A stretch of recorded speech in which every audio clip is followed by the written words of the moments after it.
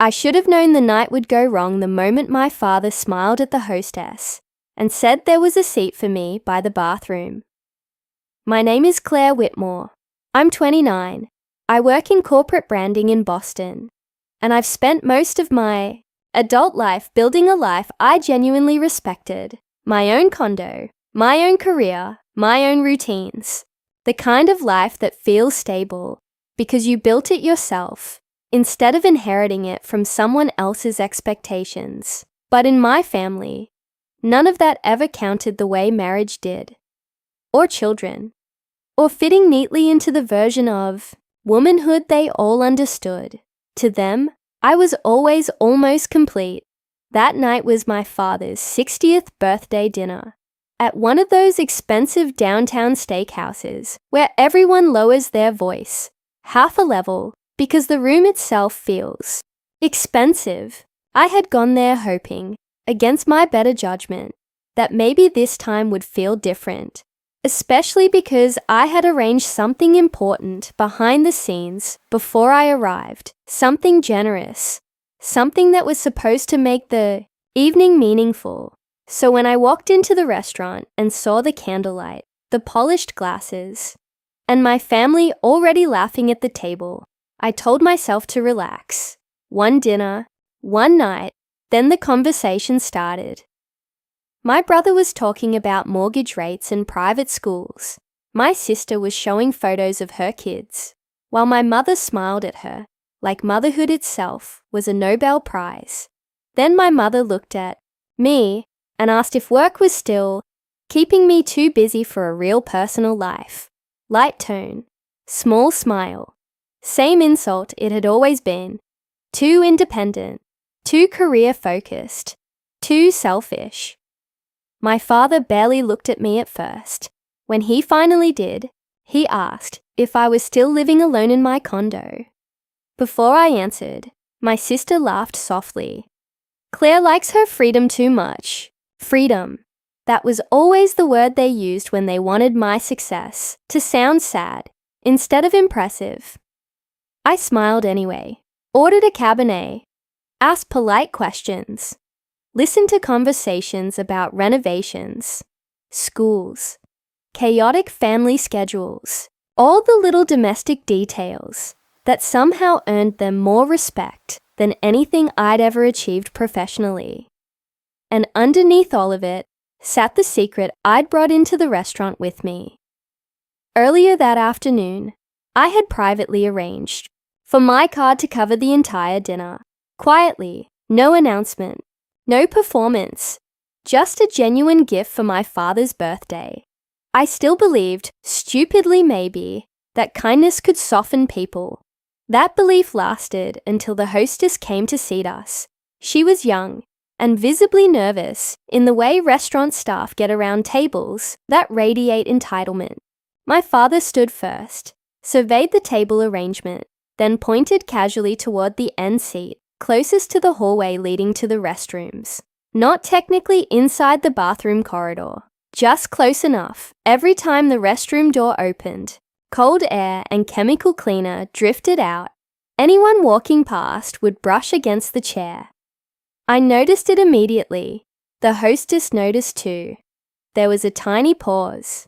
Then my father smiled and said, "Claire can sit there. Easy in, easy out. Fits her lifestyle." My brother laughed instantly. My sister covered her mouth, grinning. "Honestly," my brother added louder, "perfect spot for you." A couple at the next table looked over.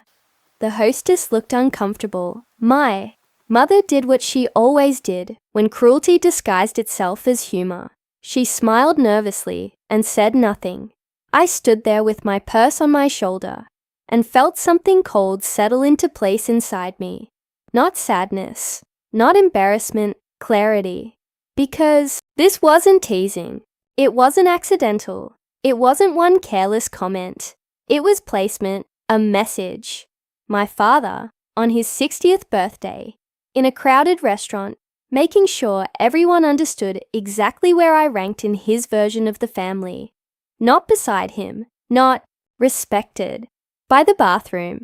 Out of the way, Easy in, easy out.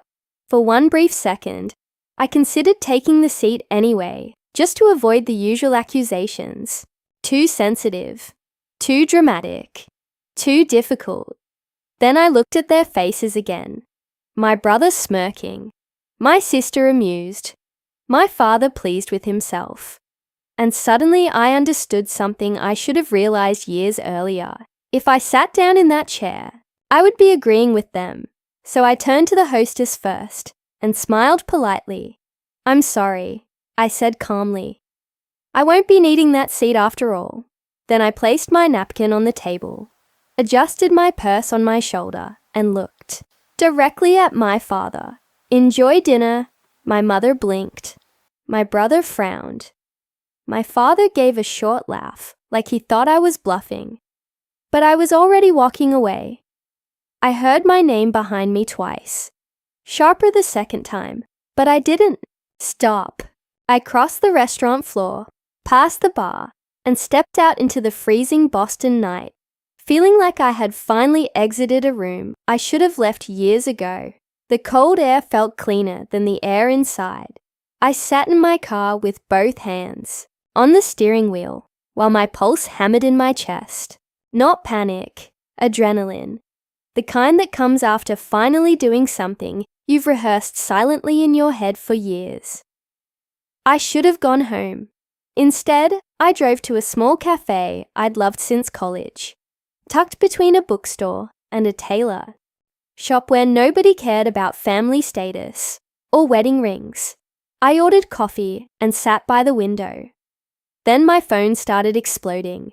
My mother, my brother, my sister. Again. The texts arrived exactly as expected. "Where did you go? What was that? Dad is furious. You really picked tonight for this?" Not one message asked if I was okay. Not one acknowledged what happened. Because the problem wasn't the humiliation. The problem was that I had disrupted the evening. Then I remembered something. The dinner arrangement. Earlier that day, I had given the restaurant manager my card information and instructed him to charge the entire bill to me at the end of the night. The charge hadn't gone through yet. One phone call could stop it. I sat there holding my coffee while the truth settled quietly into place. If I kept paying for people who disrespected me, I wasn't being generous anymore. I was teaching them there would never be consequences. My phone buzzed again. My brother this time. They just brought the check. I stared at the message for a long moment. Then another appeared. "Where are you?" The shift happened instantly. Up until that moment, they still thought they controlled the situation. They assumed I would cool off, come back, apologize, smooth things over, like I always had before. But the second that check landed on the table, the real hierarchy in our family started showing itself. My sister texted next. "Claire, this isn't funny." Then my mother. "Call me right now." I could practically hear the panic underneath the words. Not because they missed me, because the bill was real, and the person they quietly relied on had walked out. I leaned back slowly and realized something almost painful. In its honesty, for years, my independence had been treated like evidence that my life mattered less. But whenever money was needed, whenever someone had a financial gap, whenever stability, competence, or generosity became necessary, suddenly my life had value again. I opened the group chat and typed one sentence. "Stay where you are. Your gift is coming." Then I called the restaurant manager. He remembered me immediately. I kept my voice calm. "Hi, this is Claire Whitmore. Earlier today, I arranged to cover my family's dinner. I need to cancel that authorization and remove my card from the reservation." There was a brief pause. Then his professional voice softened slightly. "Of course, Miss Whitmore. I'll take care of it. No drama. No speech. Just withdrawal." My phone lit up almost immediately afterward. "What did you do?" "Answer me." This is unbelievable. Then finally my father. If this is your idea of making a point, you've gone too far. I almost laughed in the middle of the cafe. Gone too far. Not the humiliation. Not years of subtle contempt. Not treating me like an embarrassment until my money became useful. Apparently the line was finally refusing to fund it. I looked down at the sealed envelope sitting beside my coffee. Originally, it had contained a birthday card. Now it contained something else entirely. On the drive to the cafe, I had rewritten the letter inside and called a courier service to deliver it directly to the restaurant. Inside that envelope were 3 things. The first was a handwritten letter, clear, calm, impossible to twist. I wrote that the bathroom seat wasn't about one joke. It was the clearest expression of something I had been shown for years, that my value in the family depended entirely on whether I fit the life they respected. I wrote that I was tired of being treated like an unfinished woman because I chose a different future. I wrote that endurance is not the same thing as love, and that generosity is not an obligation. Told them the bathroom seat was simply the most honest thing they had ever done, because it reflected exactly where they believed I belonged. Useful, but not respected. The second item inside the envelope was a donation receipt. The amount matched, almost exactly what I had planned to spend on dinner. Instead of funding a night where I was publicly humiliated, I donated the money to a Boston nonprofit that helped women rebuild their lives through housing and career support. I wanted the money to go somewhere. Dignity mattered. The third item hit hardest, a formal note stating that effective immediately, I would no longer be quietly contributing to anyone's financial obligations. No more helping with my parents' mortgage. No more emergency transfers to my brother. No more covering surprise costs for my sister. No more holiday dinners, repair, bills, tuition gaps, or temporary help that somehow never ended. I listed everything calmly. Factually. But facts sound brutal when people have built their comfort on your silence. About 10 minutes later, my phone exploded. Are you serious? You can't do this over a misunderstanding. Dad is humiliated. This isn't the place for this. Then finally my father again. You've embarrassed this family enough for one night. That message almost impressed me with its irony. He was embarrassed now, after seating me by the bathroom, after laughing, after spending years benefiting from my support while treating my life choices like a disappointment. He was embarrassed because the truth had finally become visible. I answered one call. My sister. Her voice came fast and sharp. What is wrong with you?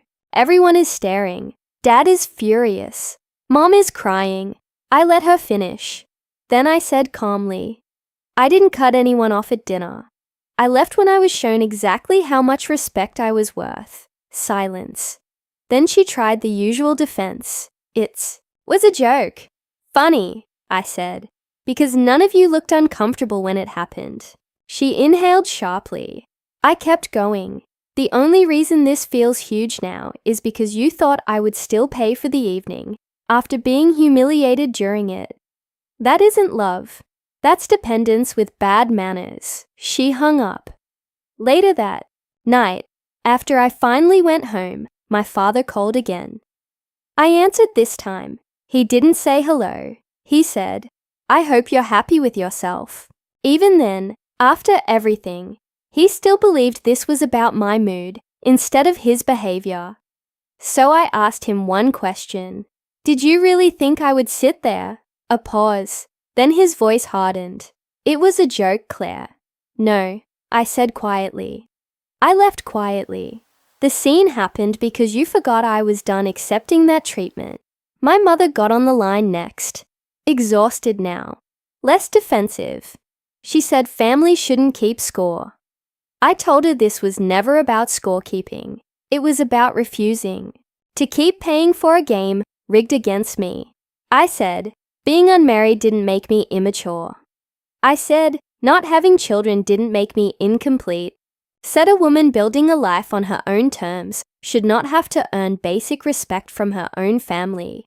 My brother jumped in to say I was overreacting, but I wasn't uncertain anymore, and drama only works when someone still doubts themselves. So, I answered him plainly. It was never one comment. It was years. Years of jokes, years of small humiliations, years of being tolerated until someone needed something from me. Silence followed that. Then my sister asked quietly if I truly meant ending the financial support. Yes, I said, completely. My father accused me of punishing everyone. I answered with the only truth left. No, I'm correcting the illusion that my kindness was an obligation. After that, the conversation shifted. Not into some perfect movie ending, just honesty. My mother admitted she had ignored too much because keeping the peace felt easier. My sister admitted she assumed I'd always be fine because I seemed strong. My brother said very little, and my father never fully apologized. But for the first time, I could hear something unfamiliar in his voice, awareness.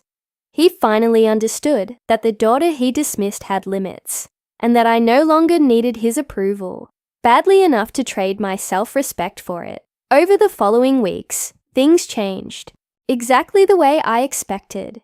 My parents had to face their finances honestly. My brother stopped calling with temporary emergencies. My sister eventually sent me one genuine message that asked for nothing, just an apology. She admitted she had been cruel, that she was beginning to understand how much I had carried quietly for years. I read that message several times before responding, because boundaries are not revenge forever. Sometimes they are simply the first honest doorway back. As for me, I felt lighter than I had in years. Not because I enjoyed their panic, because I had finally stopped shrinking myself to fit inside their approval. That night, snow drifted quietly across the Boston skyline, outside my condo window, while the city settled into silence, and for the first time in a very long time, I felt completely at peace inside my own life.